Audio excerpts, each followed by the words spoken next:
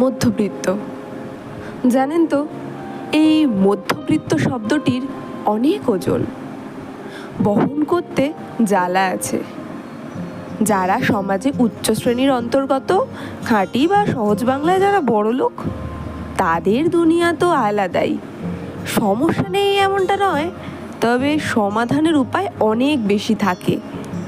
তাদের সব কিছু থাকেই, শুধু সেসব কিছুকে বৃদ্ধি করার তাগিদ। তাদের দোষ, তাদের কথা, তাদের জায়গা, সব কিছুর জন্য আলাদা মাত্রা থাকে সমাজের চোখে। আর যারা তুলনামূলক একটু পিছিয়ে, নিম্নবিত্ত বা সোজা বাংলায় খুব গরিব, তাদের তো অত দূর ভাবার সামর্থ্যই নেই। তারা আজ দিনটা কাটাতে পারলেই হলো, নতুন সকালে নতুন ভাবনা আসবে। এই শ্রেণীর মানুষের অনেকে তো নিজেদের মেলে ধরতেই ভয় পায় সমাজে, তাই বাকিদের মাথা ব্যথাও কম এদের নিয়ে। এইবার রইল পড়ে মধ্যবিত্ত। এদের তো সমস্যারই অন্ত নেই।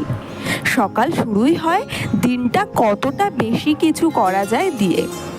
তার সাথে চলে কাল পরশু তরশু নিয়ে কত ভাবনা।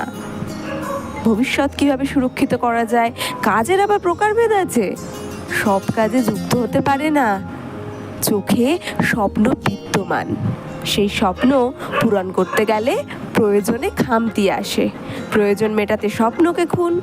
মা দূরে বসে স্বপ্ন দেখে 5 তারা হোটেলে পরিবারকে নিয়ে যাওয়ার। ডাল ভাত খেতে খেতে চিন্তা করে পরিবারের সকলের পছন্দের খাবার মুখে তোলবার উপায়। এদের সম্পদ হলো সম্মান, তাই এক পা এগোতে বহুবার ভাবতে হয়। পারিপার্শ্বিক প্রতিবেশীরা আছে, পাছে তাকে গসিপ টপিক বানিয়ে ফেলে, সেই ভয় কাজ করে। বহু কষ্টের পর শখ পূরণ করলে কত কথা ওঠে।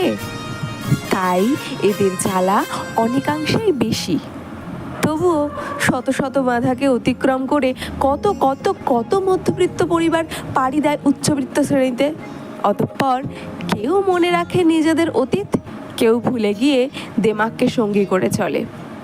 চলুক তবে যে যার ছন্দে, শুধু সবাই জ্বালা কাটিয়ে ভালো থাকুক সব সময়। দূর করে দাও এ বিপদ আপদ দুর্যোগ মহামারী, প্রাণ খুলে যেন সবাই আবার হাসতে গাইতে পারি। এসব কথা শুনবে কে, আজ বলবো কাদের কাছে? শোনার মতো মানসিকতার মানুষ কি আজ আছে? নিরুপায় হয়ে পথ হারিয়ে দেখছি অন্ধকার। আজকালকে কার খোঁজ নেয়, কে করে উপকার? পেটে ক্ষুধা রেখে কষ্টের বুকে মুখে হাসি রেখে চলি।